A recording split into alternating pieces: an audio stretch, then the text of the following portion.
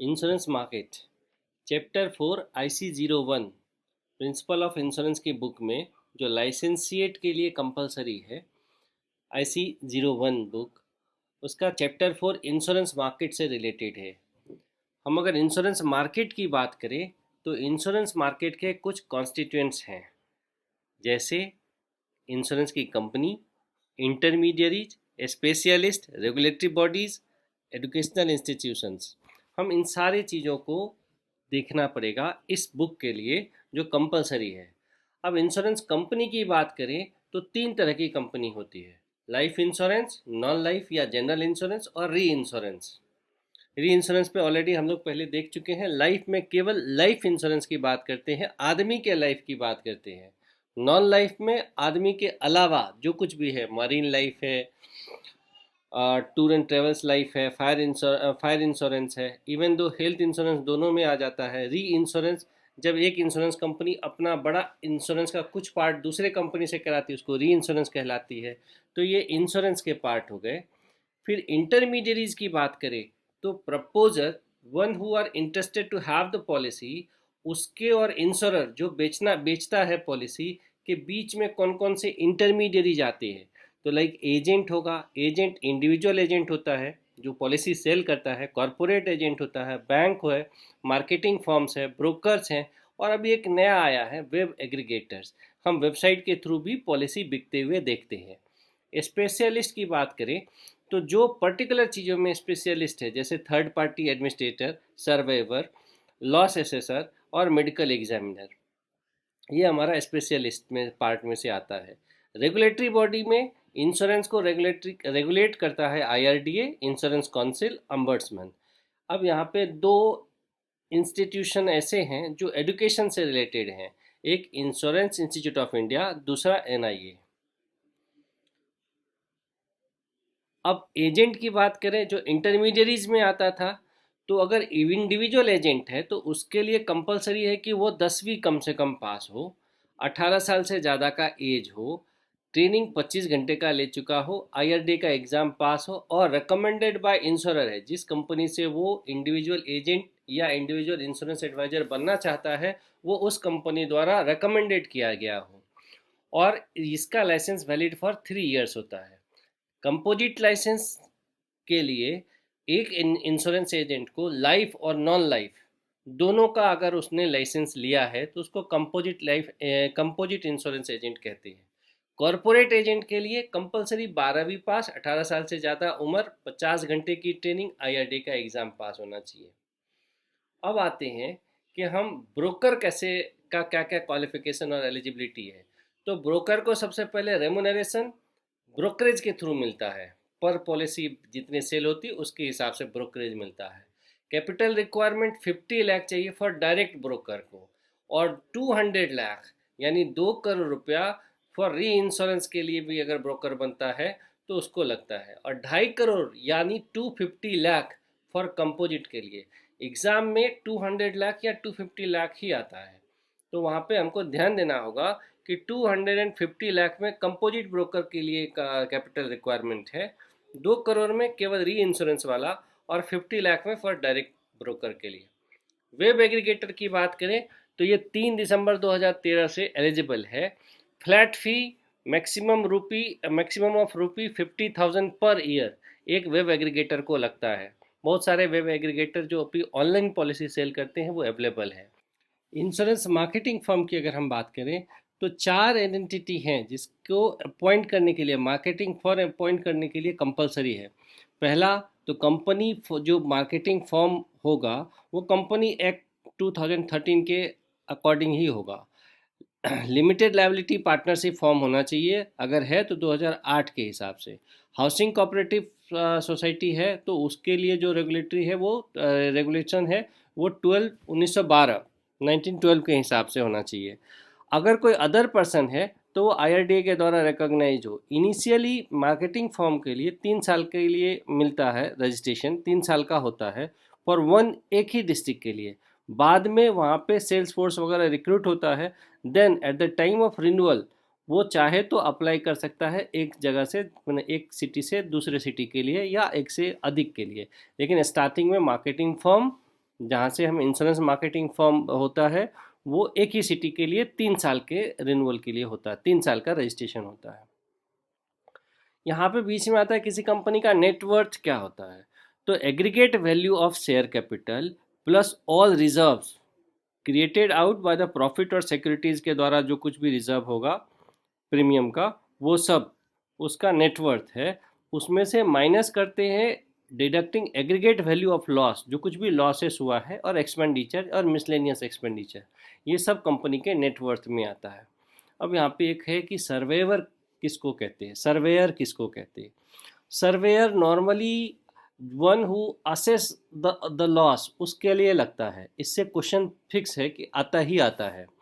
अब सर्वेयर एक general insurance का पार्ट है, ये नॉर्मली सर्वेयर का काम जनरल इंश्योरेंस में होता है।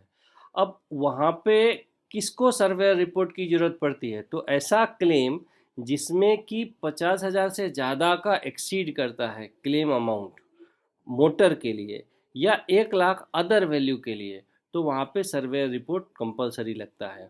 अब सर्वेयर के लिए लाइसेंस की ज़रूरत पड़ती है, तो वो IRDA का प्रिस्क्राइब्ड एग्ज़ाम इसका अलग होता है, वो पास होना चाहिए। और इसका लाइसेंस, सर्वेयर का लाइसेंस 5 साल के लिए वैलिड होता है, क्वेश्चन में पूछा जाता है। सर्वेयर को 3 कैटेगरी में बांटा जाता है, A, B और C। अकॉर्डिंग उसके हिसाब से ही उसको फी पेएबल होता है। तो सर्वेयर से रिलेटेड इतना ही है। अब आते थर्ड पार्टी एडमिनिस्ट्रेशन क्या है। जब कोई भी क्लेम आता है, इवन दो हेल्थ का, लाइफ का, या फिर जनरल इंश्योरेंस का, तो इंश्योरर खुद जाके इन्वेस्टिगेट करने से अच्छा है कि थर्ड पार्टी एडमिनिस्ट्रेटर को रिक्रूट करता है। अभी ये इसके लिए कंपलसरी कंडीशन है, ये क्वेश्चन के माध्यम से बहुत इम्पोर्टेंट है कि इसका पेडअप यानी equity share capital at least 4 crore होना चाहिए। इक्विटी शेयर कैपिटल टीपीए का 4 करोड़ होना चाहिए टीपीए बनने के लिए, और वर्किंग कैपिटल एटलीस्ट 1 करोड़ होना चाहिए था। इसमें से एक डायरेक्टर कंपलसरी एमबीए का सर्टिफिकेट होना चाहिए था, वो भी valid registration from medical council. एक डायरेक्टर एमबीए होगा, 4 करोड़ वर्किंग कैपिटल होगा, equity share capital 4 crore, working capital 1 crore होगा। वन ऑफ द ऑफिसर, इसका कोई एक ऑफिसर ट्रेनिंग और का ट्रेनिंग होना चाहिए इंश्योरेंस का, साथ में वो पास भी होना चाहिए टीपीए का एग्ज़ाम जो प्रेस्क्राइब्ड एग्ज़ाम है। और इसका जो भी कंपनी होगा, जो भी ऑर्गेनाइजेशन है, वहाँ पे इंश्योरेंस टीपीए कंपलसरी मेंशन होना चाहिए इसके नाम में, और इसका रेमुनरेशन इंश्योरर पे करता है। अब टीपीए का काम already suppose to negotiate with hospital reasonable rate and benefits, ये प्रपोजर और पॉलिसी होल्डर और इंश्योरर के बीच में बाकी के क्लेम सेटलमेंट उनके फैसिलिटी का काम देखता है।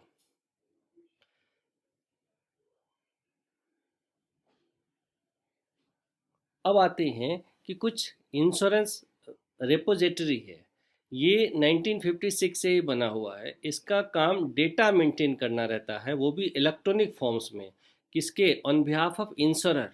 इंश्योरेंस रेपोजिटरी में डेटा को कलेक्ट करके सेव किया जाता है, मेंटेन किया जाता है ऑन बिहाफ ऑफ इंश्योरर। अब इंश्योरेंस रेपोजिटरी कोई भी पॉलिसी सेल नहीं कर सकता, ये इंश्योरेंस की पॉलिसी सेल नहीं कर सकता, केवल डेटा मेंटेन करता है।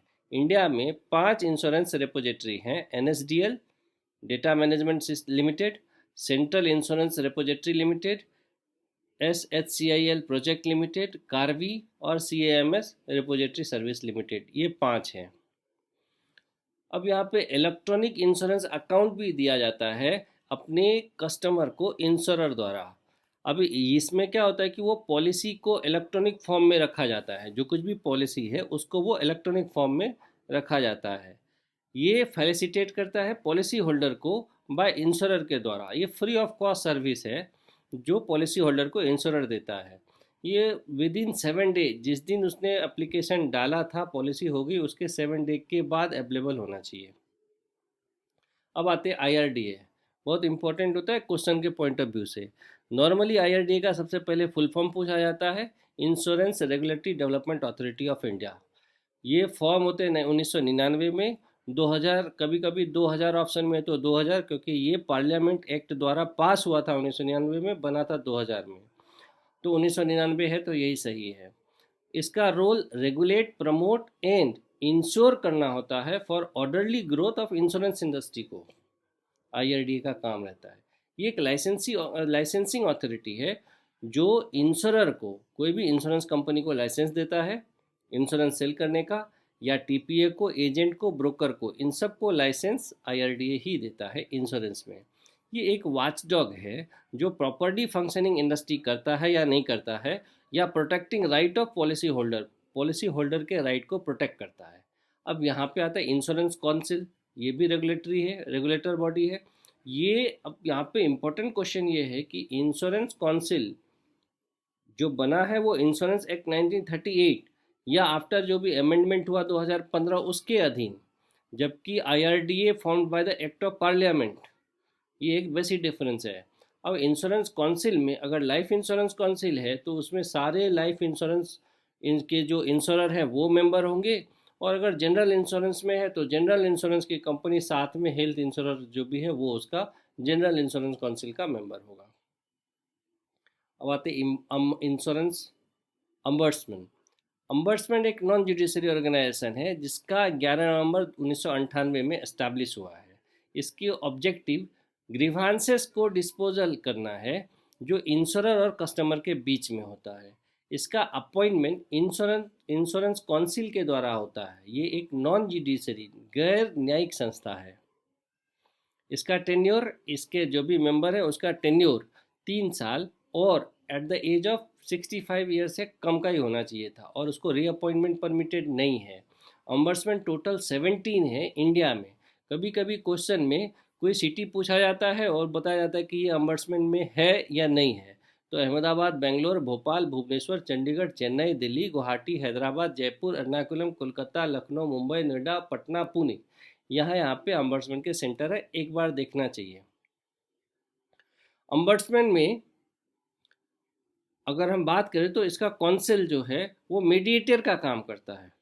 अम्बर्समेंट एक एज ए काउंसिल एक मीडिएटर का काम करता है जो रेफरेंसेस देता है। ये जुडिशरी ऑर्गेनाइजेशन नहीं है, तो इसके लिए इसके पास कोई राइट नहीं है कि विटनेस को समन करे। तो किसी को कोई ग्रीवांसेस है तो वो अपना पक्ष खुद ही रख सकता है बिना वकील के अम्बर्समेंट में। हिंदी में इसको लोकपाल भी कहते हैं। It has to take the decision on the basis of document. Ombudsman में जो भी डिसीजन आता है वो based on the basis of document. Complaints has to be made within 1 year after the insurer. जैसे ही किसी कंप्लेन आता है, लेकिन कोई किसी इंश्योरर ने, किसी इंश्योरेंस कंपनी ने पॉलिसी होल्डर को डिसअपॉइंट किया है, उसके अकॉर्डिंग उसने अपना रिकमेंडेशन या उसको फ़ायदा नहीं मिला पॉलिसी होल्डर को, तो डिसीजन जिस दिन आया था उसके 1 साल के भीतर वो चाहे तो अम्बर्समेंट में अपना अपील कर सकता है। लेकिन same complaint should not be pending. अगर हम अम्बर्समेंट में कंप्लेन करते हैं इंश्योरर का, तो वो मेरा कंप्लेन पहले से कहीं कोर्ट में या कंज्यूमर फोरम या किसी आर्बिटर में पेंडिंग नहीं होना चाहिए, तभी हम लोकपाल या अम्बर्समेंट में जा सकते हैं। अम्बर्समेंट नॉर्मली 1 महीने डेट ऑफ रिसिप्ट में अपना रिकमेंडेशन दे देता है। अगर रिकमेंडेशन एक्सेप्ट कर लेता है जो भी कंप्लेन शिकायत करता है, तो इंश्योरर को यानी इंश्योरेंस कंपनी को 15 दिन के भीतर ही वो ऑर्डर को फुलफिल करना पड़ता है। एज वेल उसको इंश्योरर को अम्बर्समेंट को इन्फॉर्म भी करना पड़ता है कि मैंने वो रिकमेंडेशन को फॉलो किया है जो अम्बर्समेंट द्वारा दिया गया है। इंश्योरर को अवार्ड भी मिलता है।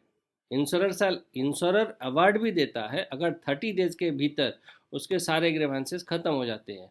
इसका maximum limit under dispute which ombudsman should entertain 20 lakh है।